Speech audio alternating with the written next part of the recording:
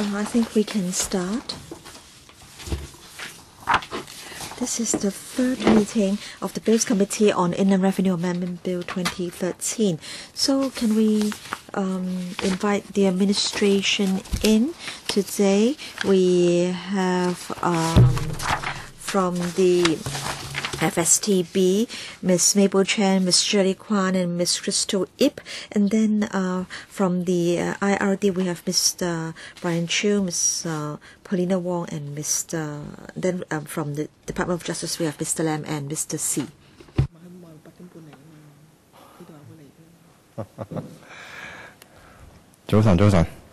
Good morning.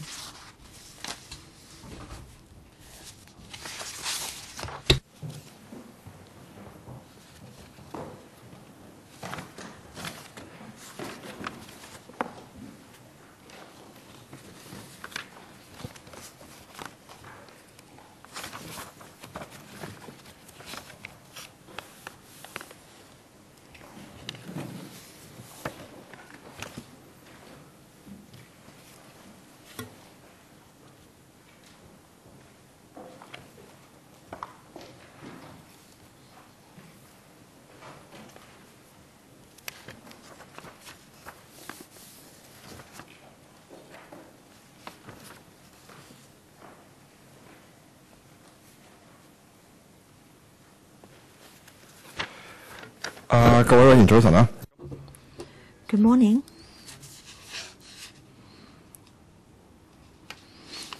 At the last meeting, we discussed the policy issues. And before the conclusion of the meeting, the administration promised to prepare a paper for us to explain the policy and legal issues. So we've got paper CB 114501 and also and this is called follow-up actions to be taken by the administration for the meeting on 21st of May 2013. And then we have paper 1145 bracket 02. And both the English and Chinese versions are available. And Mabel, can you take us through the paper? Yes, thank you, Chairman.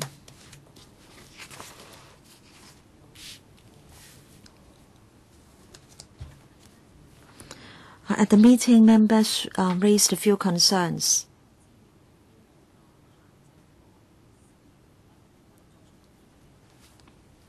First of all, limitation on disclosure. Now we, of course, the overriding concern is no retrospectivity, but then at the same time we want to be able to satisfy the demand of our partners with regard to information. And some members asked about the policy and legal implications and the implications for taxpayers and third parties. And then if we are to adopt the standard of foreseeable relevance, how we can have this safeguard in our local legislation. And then some members want us to give them more information about the 60-odd items of exchange of information and the details. Now, with regard to the limitation on disclosure, I want to emphasize 2 points. Firstly,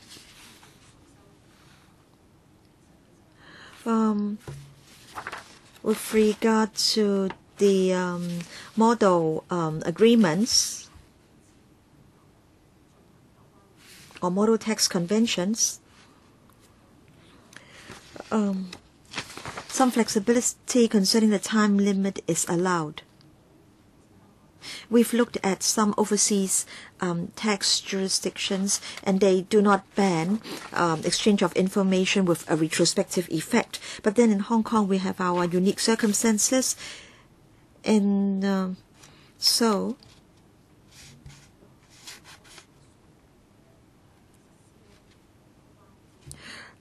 exchange of information can be carried out only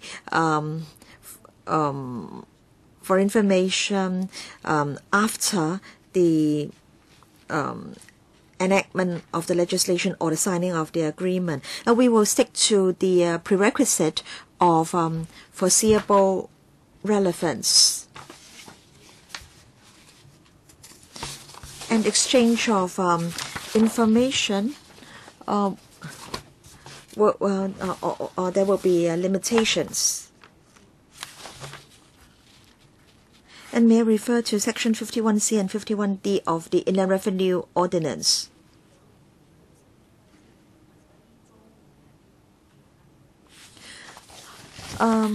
According to the ordinance, people doing business in Hong Kong have to keep certain records for 7 years. And we have no intention to extend this period beyond 7 years. In other words, taxpayers and other relevant people only need to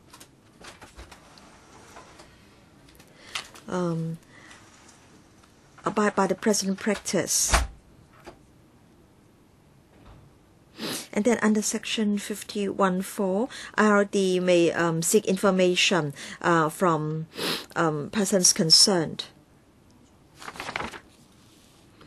And then how do we implement the standard of foreseeable relevance in the 2010 legislative amendment?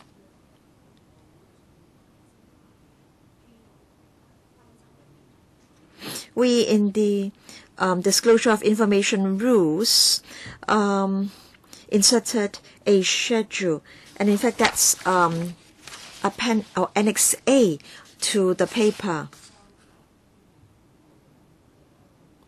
So if our partners want to seek information from us, then we need to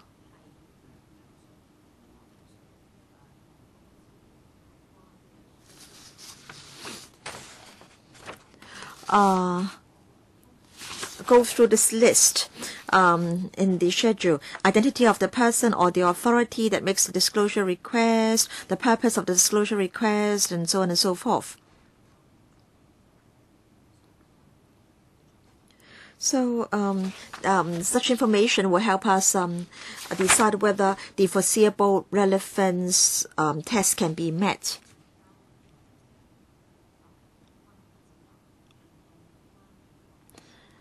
And we will make sure that this safeguard will appear in future TIEAs.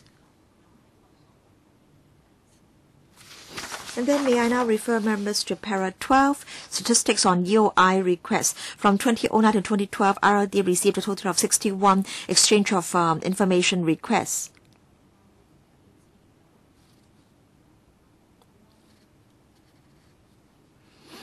And of these cases,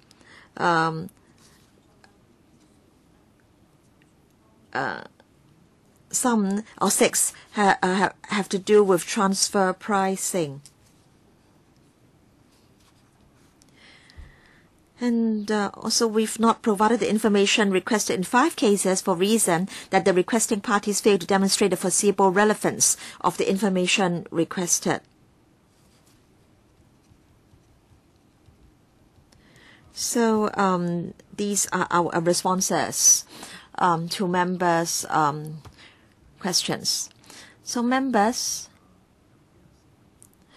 do you have any questions? I think I'll give each member 10 minutes for questions and answers in the first round.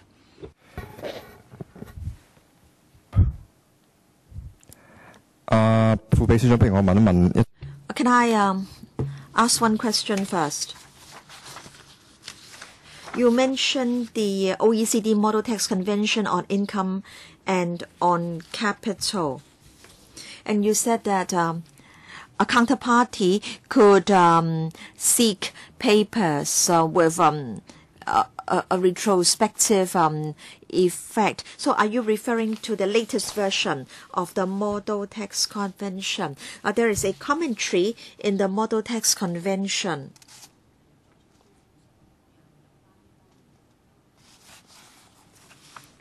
I understand that this is not the latest one. 1999, 2004. And in fact, all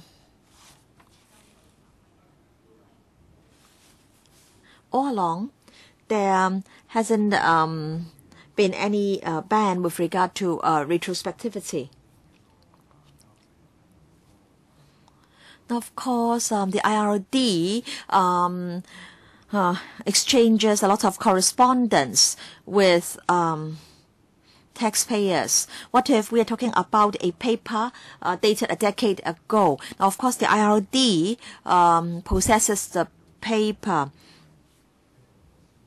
And so the first thing you need to ascertain is whether there is foreseeable relevance.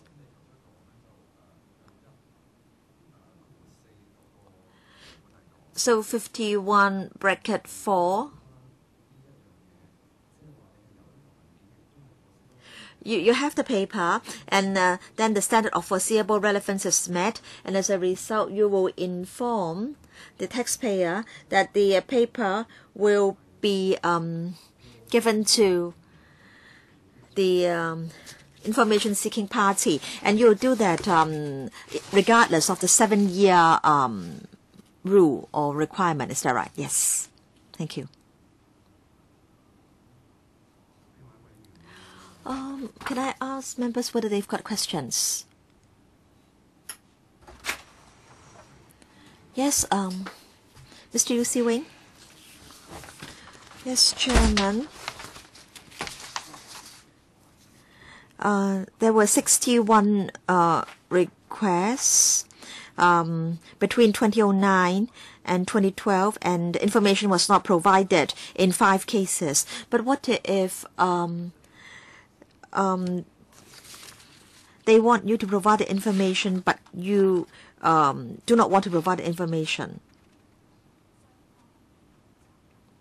Under the agreements, both sides have to try to meet the requests of the other party. And according to the Model Tax Convention, each party still needs to comply with its own legislation. And that's the first point. Secondly, now concerning the request for disclosure of information, we have the 12 criteria in the schedule. And so the requesting party or the requesting partner does understand that we need to go through these criteria. So the requesting partner will, of course, try to ask the other party to provide the information. And our experience in the past years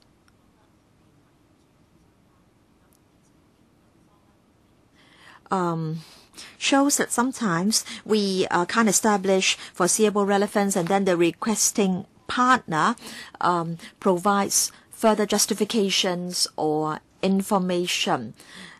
In these 5 cases mentioned in para 12, the requesting partners did not provide further information or justifications. As a result, the IRD did not follow up further. So, in fact, it's a framework for communication and for follow-up. And then there is an exchange of information, but then the other party has to comply with its domestic legislation. Perhaps in Hong Kong we don't have too many such cases. Maybe the relationship is good. But what about other places? Has it led to any disputes or litigations? Well, concerning information exchange, Hong Kong doesn't have such precedents. No disputes with tax authorities elsewhere.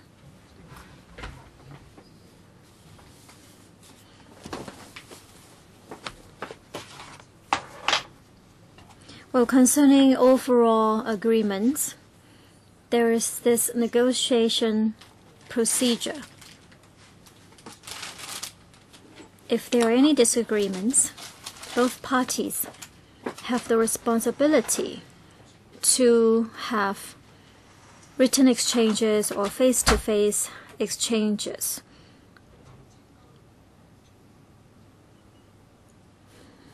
But no precedence of information exchange.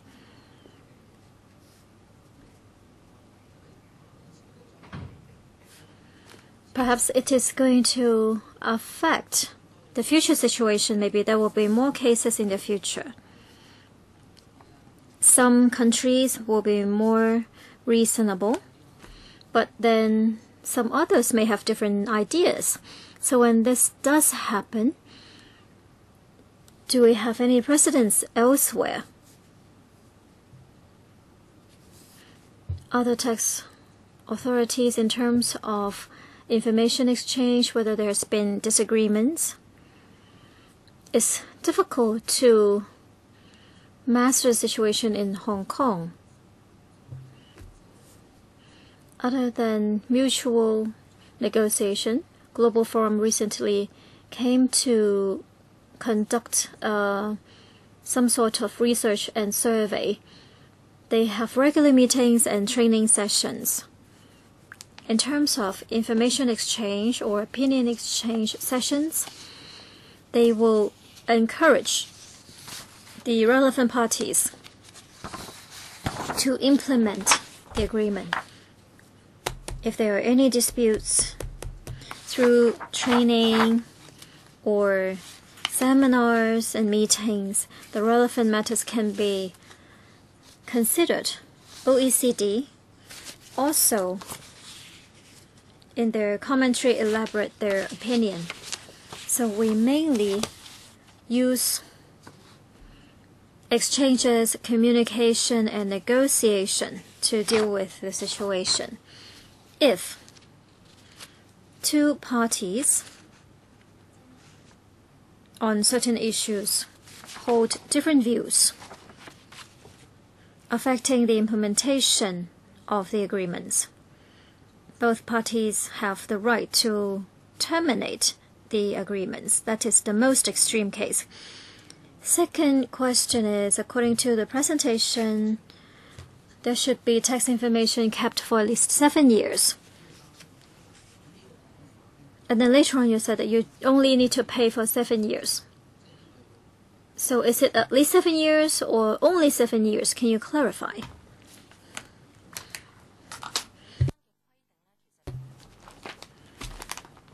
Well, this bill does not touch upon the requirements on the storage of information. 51C and D of the ordinance specifies that the records have to be kept for at least 7 years. If the taxpayer wishes to keep them for more than 7 years, that's also okay. But the legal requirement would be 7 years. If there are requests of provision of information from taxpayers, we expect them to have records for at least 7 years. We expect them to have all the records for the period within 7 years. But in the course of running business or rental business, they have information for more than 7 years. We will require them to provide the information if they do. But if they don't have any legal obligations. Anything to add, Secretary? I would like to quote a real example. Let's say an overseas organization asks this local enterprise or taxpayer to provide documents from 10 years ago. We can tell them, according to Hong Kong laws, the storage limit is 7 years, and therefore we do not have anything from 10 years ago. And then the overseas authority will have to accept our explanation, and Hong Kong doesn't have the obligation to look for the paper or documents from 10 years ago. So it says at least 7 years. So beyond 7 years, you should also keep the records according to the text. Can you change the wording to make it more specific? At least 7 years. It makes people feel that it is actually unlimited. Secretary? Well, according to the keeping of documents, it says that the taxpayer must keep the records for 7 years after the transaction. If the taxpayer decides that after 7 years has been reached, he can feel free to destroy the documents. There is no problem.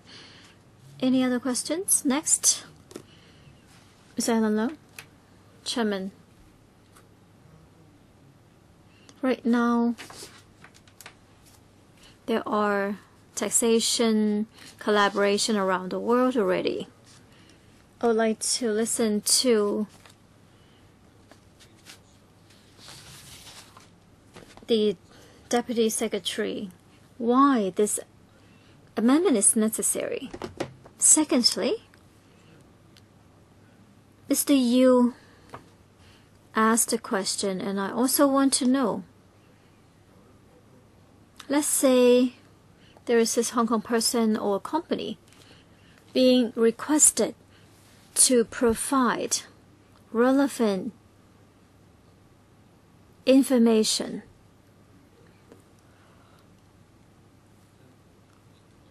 If he doesn't agree to the provision, can he rely on the Inland Revenue's department's mechanism? Or is it different? And this overseas relevant authority, how can it participate in the process? Thirdly,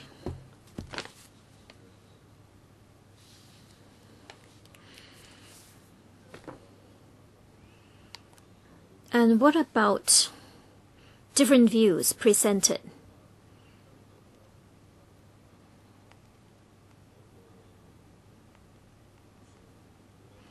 According to the Inland Revenue Ordinance,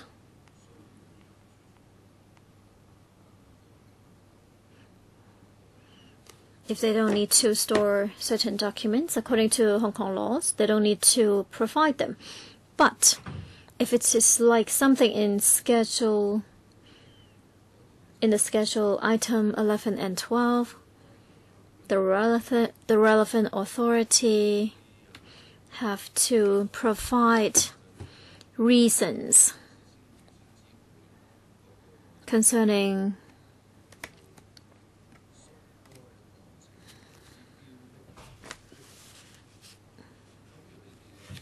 the specific person. If they say cannot, in terms of implementation, if there are different views, do you have any mechanism to deal with different views on item 11 and item 12? Perhaps we can allow the Deputy Secretary to answer these 3 points first. I will try to respond to the first 2.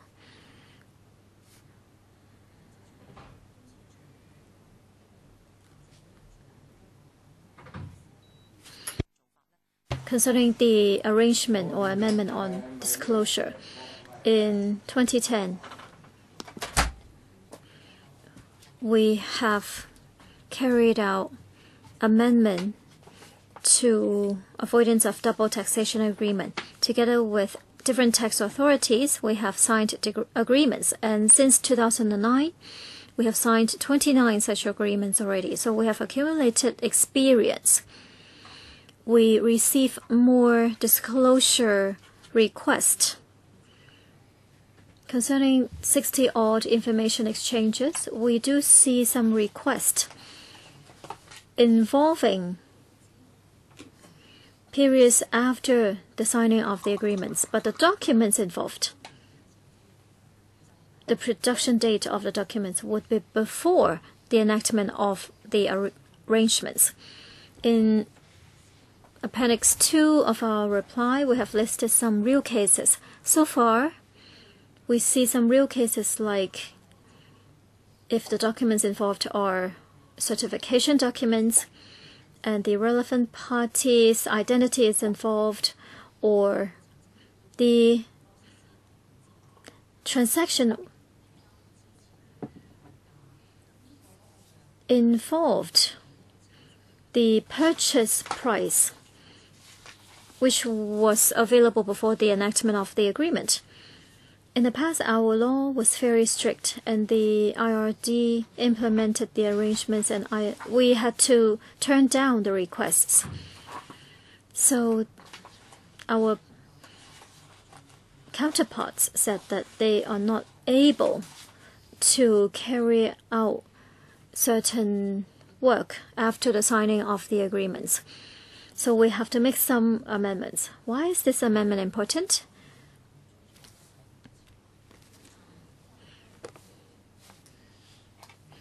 And in Hong Kong, we can hear from chambers of commerce. They want us to continue to move forward with CDTA. If we cannot make useful exchanges of information, it will hinder our work in this area in the future. That's the first point I would like to respond to. Mabel, please hold on. Ellen, the question you asked is about having the CDTA framework, why we still need another mechanism. Is she responding to your question? Yes. Please continue. For the second point, in our disclosure rules, we have specified the mechanism of review and notification. And we specify very clearly that the IRD, when it receives requests for information from our counterparts, such request will have to be made known to the person affected. And the taxpayer, within a certain period of time, will have to inform the IRD that they would like to obtain copies of the documents, or if he wants to know the reason or the nature of the request, he will be informed within a certain period of time as well. This is very clear. If the taxpayer is aware of such request, some information is not relevant to himself, or such information is not true, he can take it up to the IRD to request the IRD not to make the disclosure or amend the content of some of the disclosure, and the IRD will have to do so. That is already specified in the local law. So in case the overseas authority has some doubt, how do they participate in the mechanism? This is a procedure to be carried out in Hong Kong. IRD has the obligation to implement the provisions, and they will be accountable to the taxpayer. The taxpayer will not need to have any direct contact with the third party, and the third party will have to trust that the IRD is abiding to all the laws. In an extreme case, if the IRD collects information from the taxpayer and the department is convinced that the information cannot be provided to the overseas authority,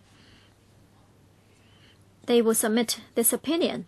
And if the overseas authority wants to follow up, the IRD will treat this as a new round of information request to process it.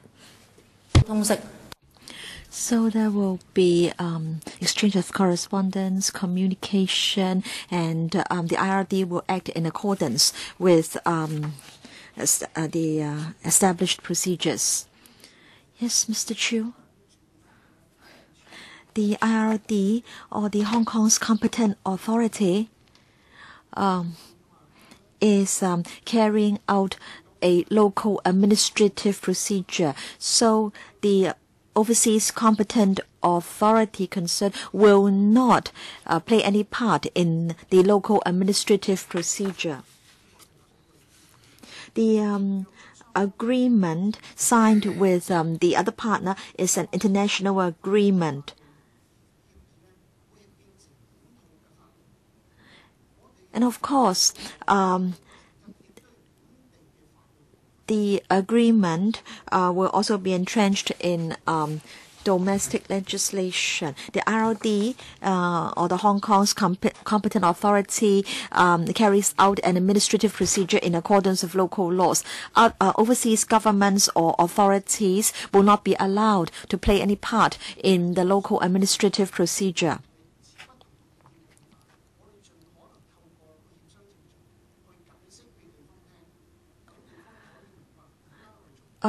If we can't accede to the request, we try to, through the consultation mechanism, explain to the requesting partner why we are unable to provide certain information under the UI arrangement.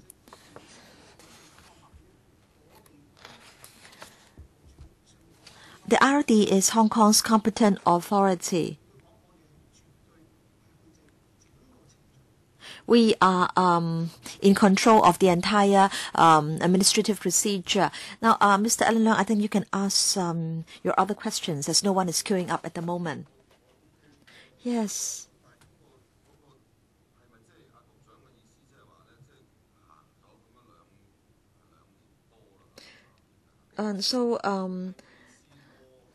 The arrangement has been in place for 2 to 3 years.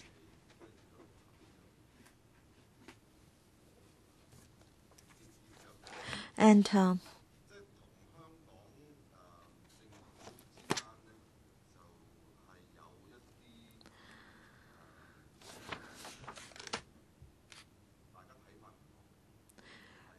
there been cases where or is it that the requesting partner cannot raise any objection at the international level? Is it that we have the final say as to whether information should be provided under the UI arrangement? Now, say if we say no and they feel aggrieved, then is there an arbitration mechanism? Can the requesting partner turn to a third party for arbitration? No. The OECD doesn't play the role of the arbiter. The TIEAs state very clearly that each party can act in accordance to its domestic laws. So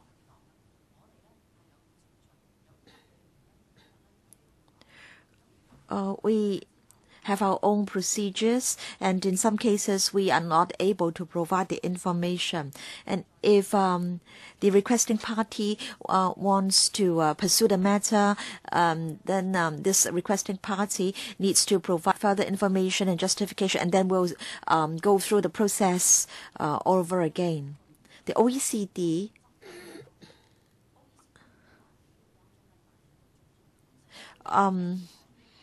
finds it difficult to play the role of an arbiter, and also if the OECD does that, that would be unfair to either side. So my understanding is this: the IRD is the gatekeeper in Hong Kong, and the gatekeeper's decision is final. Is that right?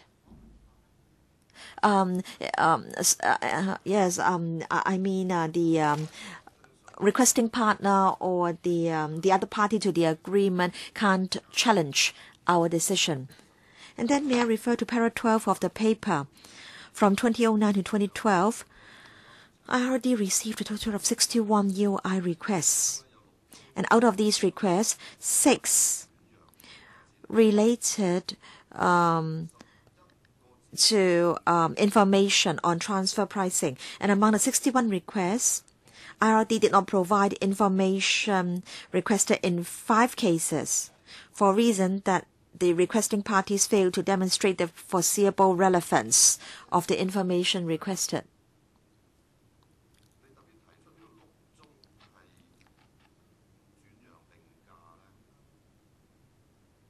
And you mentioned the 6 requests on transfer pricing.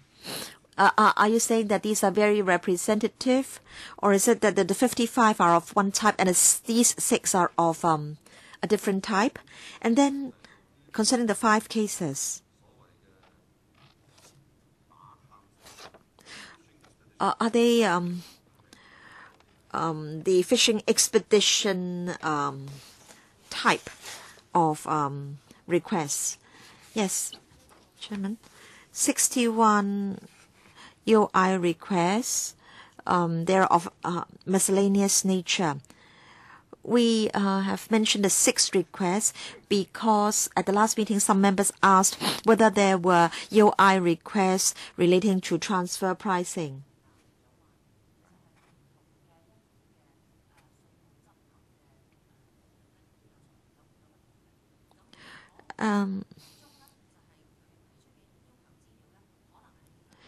For the 5 cases, in fact, the Mr. Leung is back, and so let me repeat. For the 61 requests, they are of miscellaneous nature. But then last time some members asked whether there were requests relating to transfer pricing, and that was why we we included the information in the paper.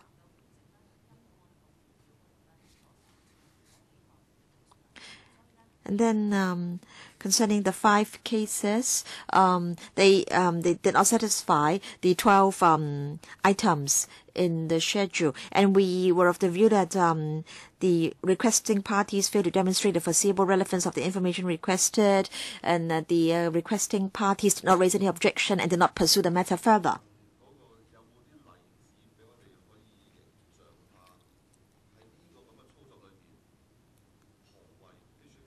So can you give us examples as to what is meant by fishing expeditions? Yes, Chairman.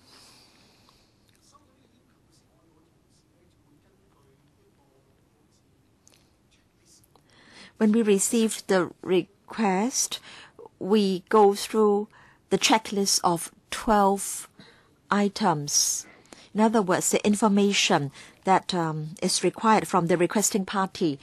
If we find, say, 2 out of the 12 items missing, we will require the overseas competent authority, will inform the authority that 2 items are missing. And if they provide the 2 missing items, then we will follow up on the request or the EOI request. But then if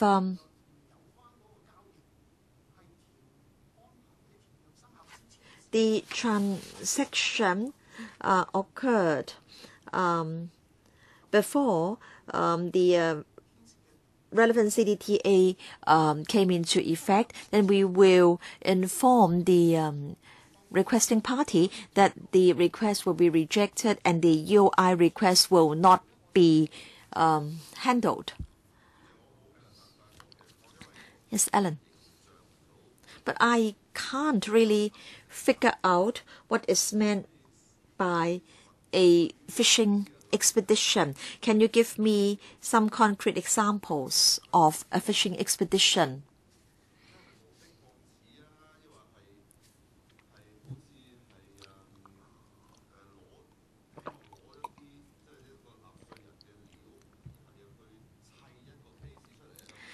Or is it that the requesting party wants to obtain some information about a taxpayer in order to put together a case against this person? I understand that you have the list of 12 items in the schedule, but can you give us some examples of fishing expeditions? For example, how will an overseas competent authority try to obtain information from the IRD about a Hong Kong taxpayer in order to put together a case against him? Yes, Chairman.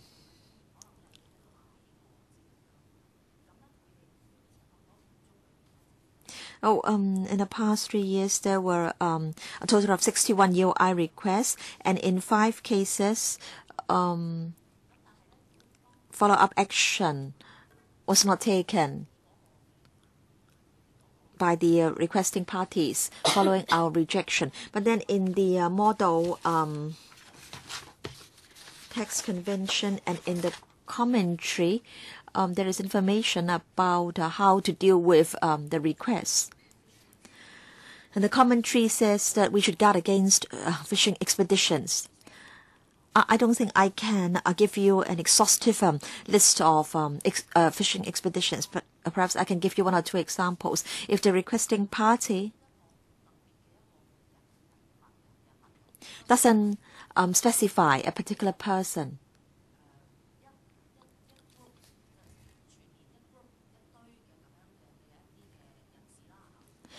for example, the request is about a group of persons, or there is no specified period of time,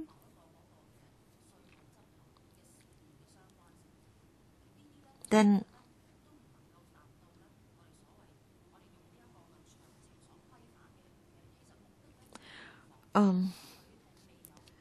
we will not entertain such requests. In other words, the requesting partner doesn't have any specific person or specific period of time in mind, but merely wants to obtain the information first. The IRD will not entertain such requests, and IRD will not help overseas competent authorities enforce their laws. So we have to be clear and exact as to what information the other party wants and the person that the authority has in mind. Mr. Yu Si Wing, according to the Bureau, this is a local administrative procedure, and we have the final say.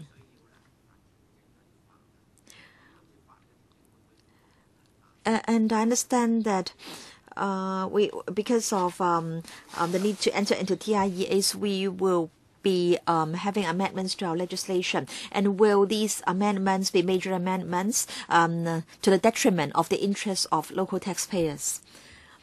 Yes, Chairman, we need to observe and comply with international standards, and that's why we have decided to adopt the minimum necessary approach.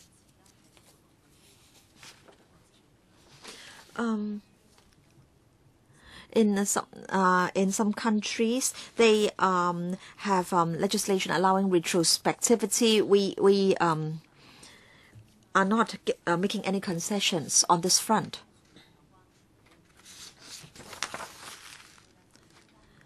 And concerning the types of taxes included in TIEAs, I understand that there are no restrictions in other tax jurisdictions.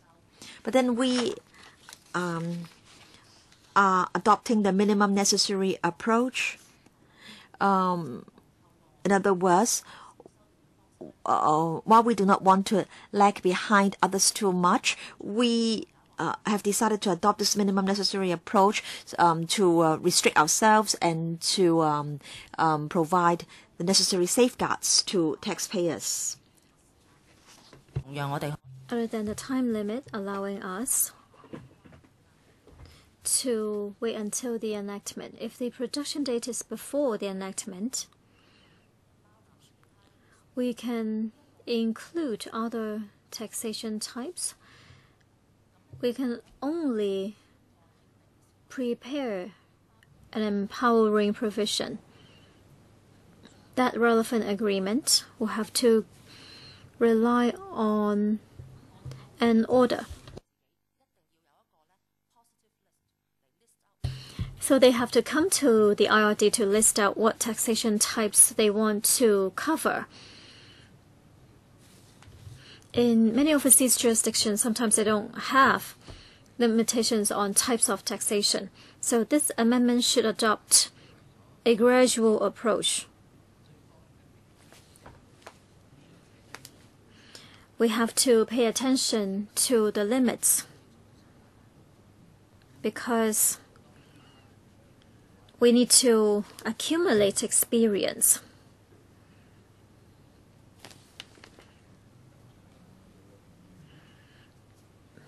Ms. Doriley. Well, thanks for the response and the provision of answers.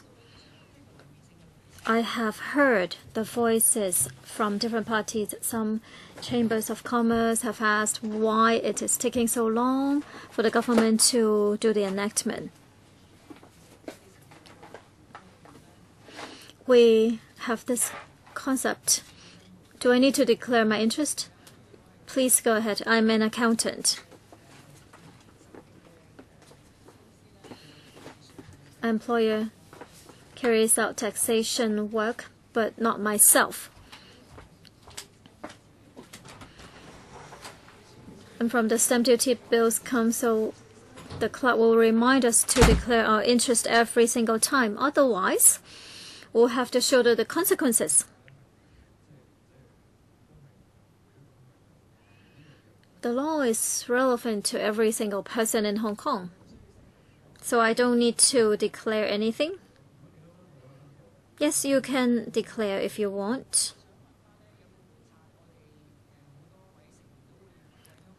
Many people will think that, well, we have such simple taxation regime, and we would sign the agreements when there are no other options, so that we can maintain our reputation not as tax avoidance haven.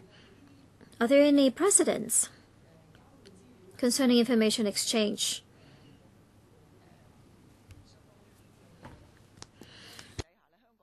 Concerning such arrangements, would we seek tax from other authorities, or if our enterprises enter into such agreements, have they benefited in any way? And then about foreseeability. You have given some examples. Can the commercial sector challenge your decision?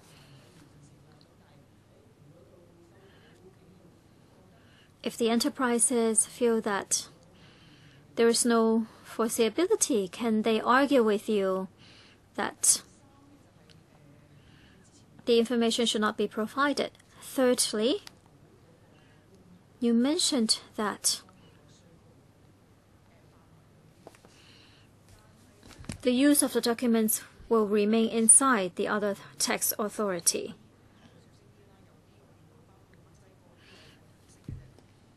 We know most of them, but not Mexico. How do we ensure the information will just be used for taxation purposes and not for such as something like anti-terrorism? Concerning the three issues Ms. Lee mentioned,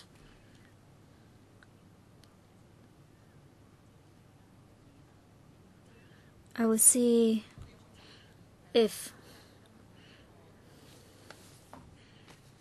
Mr. Chu can respond, and then about foreseeability and how we respond to the requests from other taxation authorities. When it comes to the notification mechanism, as we have said, we will limit ourselves to 12 items.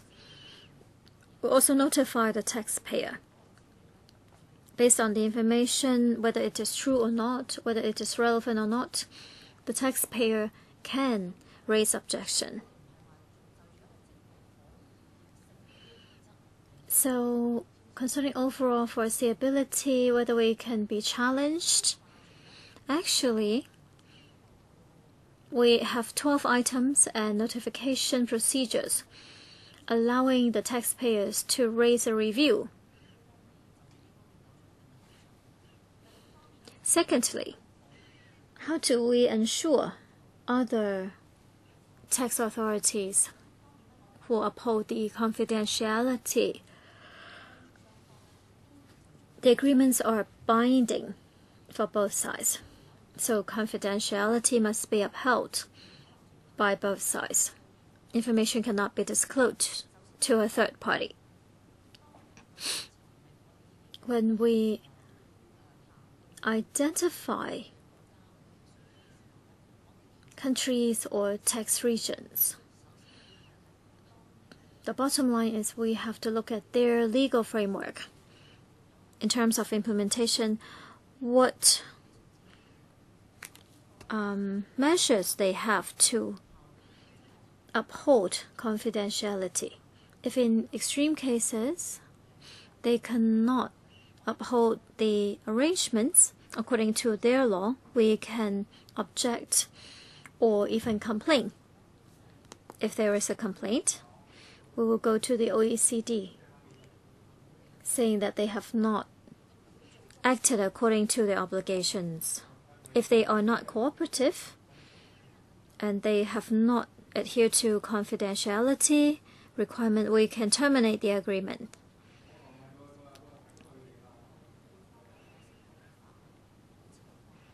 So concerning the legal situation, how the law is enacted and implemented would be our fundamental consideration. Anything to add?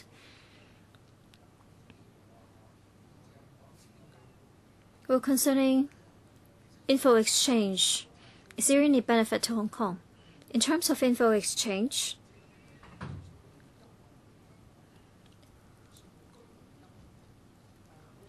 would there be taxation benefits to local residents? One example, one overseas authority wanted to see if a Hong Kong enterprise should enjoy the withholding tax deduction permitted under the agreement. We would notify the person if we should provide information. The person provided a lot of information to be handed over to the overseas authority because he really wanted to get the deductions.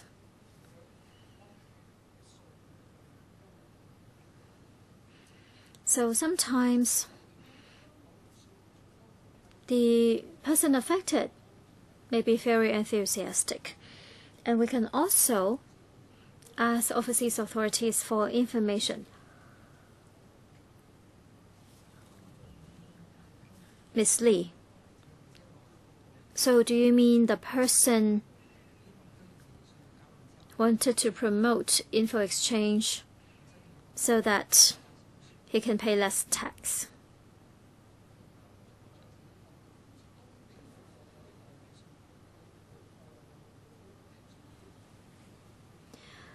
Let's say the withholding tax dividend is 10%. With the agreement, there will be a deduction, but it has to be a local resident enterprise. But this doesn't have to be incorporated in Hong Kong. For example, it could be a BVI company, but the actual operation is in Hong Kong.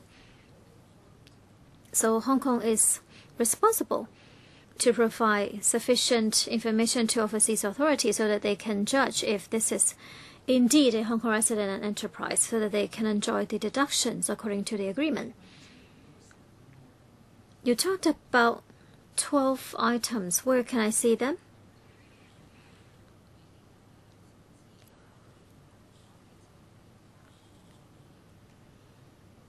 In Appendix 1, we have listed out the items again, which is the schedule. Attachment 1.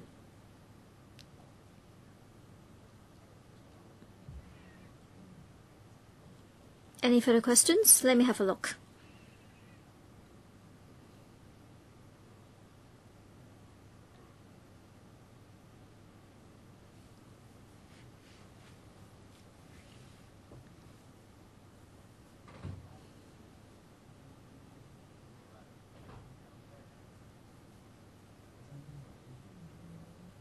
Anyone else has other questions?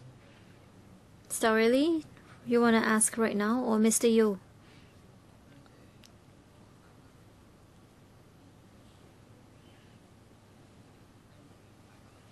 If there are disputes and there are different opinions leading to disputes, they can terminate the agreement. But this is very subjective. Once the agreement has been terminated,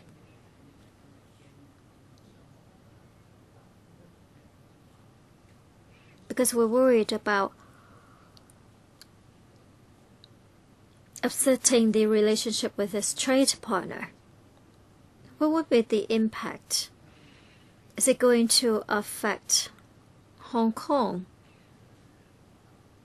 in terms of other collaboration with the other party?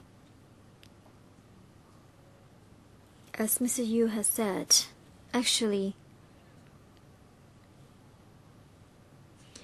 when we sign different agreements with our trade partners, we look at two things. We have trade relationships,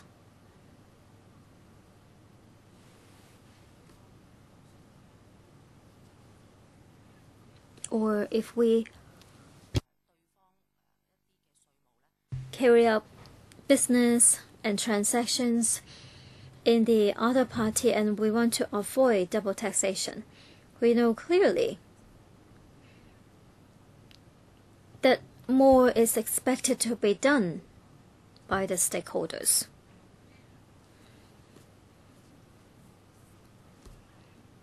And there is a provision about info exchange. As an international financial center, Hong Kong is obliged to make sure that if there's any tax avoidance or evasion, we will collaborate with other countries. So we have the obligation to implement these provisions. We want to collaborate with our partners. Through negotiation, we hope to implement the arrangements. Of course, in terms of implementation, when there are more info exchange requirements, in terms of operation, we may have different ideas, or we feel that more information needs to be provided, then according to the OECD framework and legal procedures, we have enough channels so that we can make use of written exchanges and negotiation to resolve the problem. In extreme cases, that's what we can do. And we have many avenues to do this. We may not need to go to this final means. We can communicate, we can negotiate, and because we have trading relationships other than communication between the tax authorities in terms of economics or trading, we also have exchanges with these countries. So with diplomatic channels, we can also, outside of the legal framework, talk to the other party so that we can have mutual understanding. So Mr. Yu doesn't need to be too concerned. Any further questions, Mr. Yu? Well, after we sign the agreement, we want to protect our relationship. In the past, we have been rather relaxed in treating the taxpayers because we have to protect our relationship with other signing parties. Are we going to adjust our approach? Are we going to tighten up some requirements for our taxpayers so that we can meet their expectations?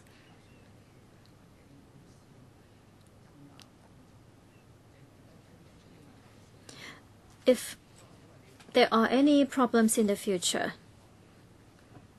well, is this going to happen in the future? Are you going to take this question?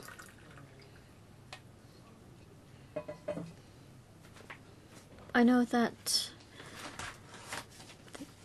businesses can be carried out in places outside of Hong Kong, and there are international arrangements concerning calculation of profit and other accounting principles. If Hong Kong businesses can comply with international standards, they should be able to satisfy the requirements of overseas tax jurisdictions as well as local tax laws. So I think these problems can be resolved. Mr. Yu? So I just want to know whether there will be any adjustments to the present approach. And will it be that in future our tax laws will be tightened up, and will it be that the workload in relation to filing tax returns will be greatly increased, especially for multinational groups? Yes, I can assure members that when taxpayers need to keep certain information and declare certain information to the IRD, these will not be changed under the present legislative exercise. Right, do members wish to follow up further? Do members have any further questions? I have a question, and that relates to the definition of foreseeable relevance.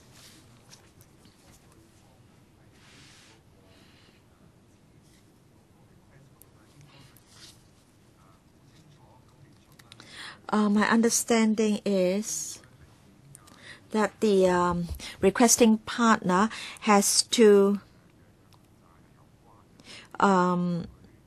demonstrate or prove foreseeable relevance. In other words, the burden of proof is on the requesting party, not on us. Is that right? Is my interpretation right? Yes, Chairman. And then the 12 items.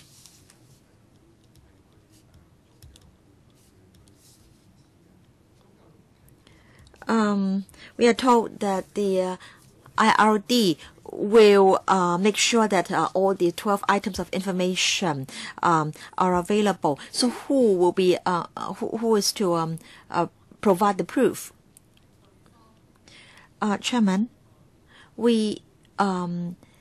it's clear that we require the requesting party to provide a statement or a representation stating very clearly why the information is sought, the nature of the information, and also the relevance of the information to the work to be done by the overseas tax authority. So all such information has to be provided by the requesting party.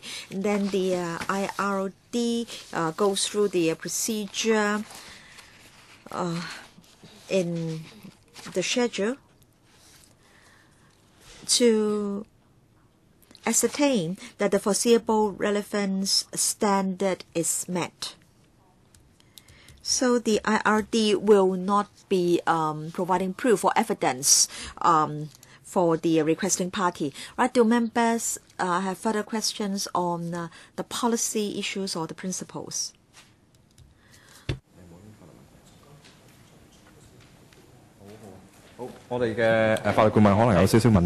Legal advisor? Yes. But Mr. Alan Leong has already left. He asked or whether there would be an arbitration mechanism should the IRD and the requesting party fail to see eye to eye. Now, may I refer to Section 23(6) of the recent TIEA signed with Canada? It is said that if there is any dispute concerning the interpretation or the application of the TIEA, then arbitration can be sought. I don't know whether arbitration has been resorted to before, but then there is this provision in the in the CDTA rather. So can I ask the administration how many of the existing CDTAs contain similar provisions, and will such provisions be included in future TIEAs? Yes, Chairman. Concerning the 29 CDTAs signed, I may not be able to give you the exact number, but I believe at least I believe about 4 to 5 contain an arbitration provision. Now, I want to say that this is a new development in OECD. If I remember correctly, it started in the OECD in 2010.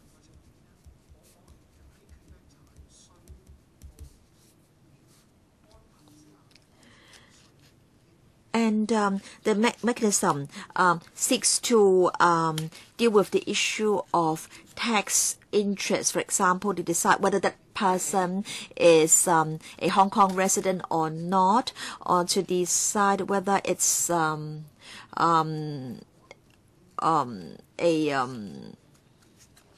franchise fee, or whether it's profit arising from business operations. And I haven't seen too many such cases, and I haven't seen such provisions to deal with foreseeable relevance under UI requests. So how do they appoint the arbiter? Is it that the two sides will need to come to an agreement on the arrangements? Chairman, now in the Model Tax Convention, in fact in the commentary, there are details concerning how to choose the arbiters, how many there should be, and who should be footing the bill.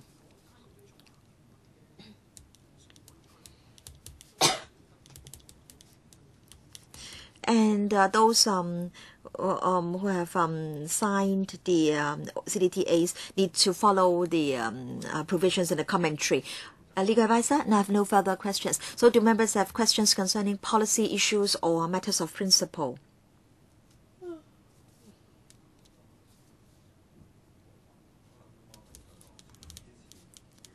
Then I think we can conclude this meeting. May I remind members that on Monday, the 3rd of June, 2:30, there will be a public hearing on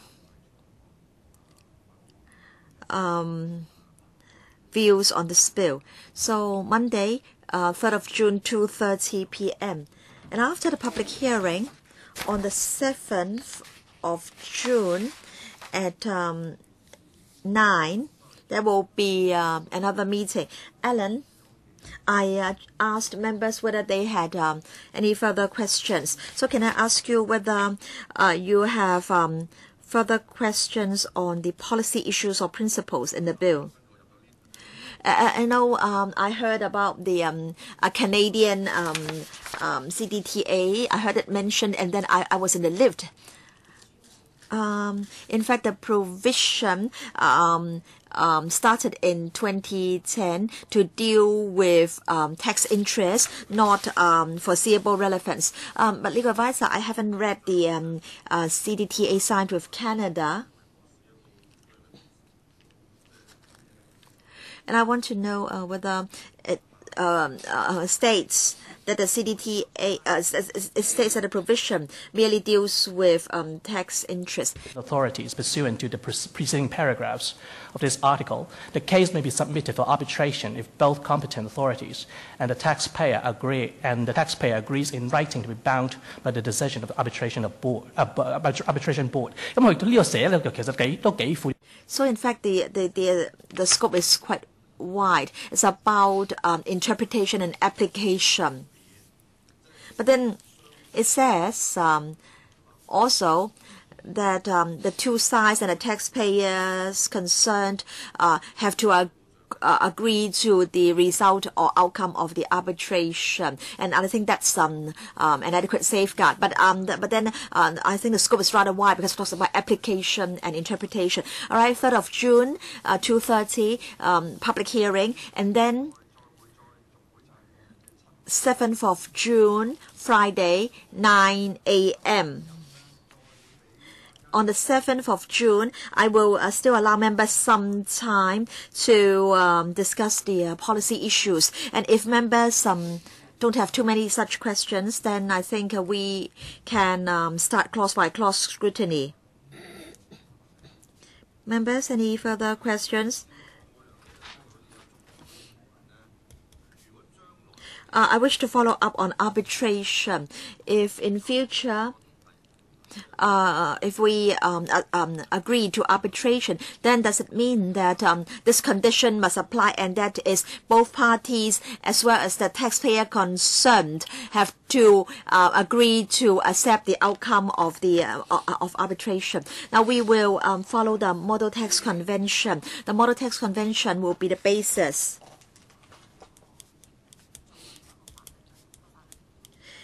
And then of course, the decision will be in the form of an order and will be subject to negative vetting by this council. Right? No further questions. Then the meeting is adjourned. Thank you very much. Thank you.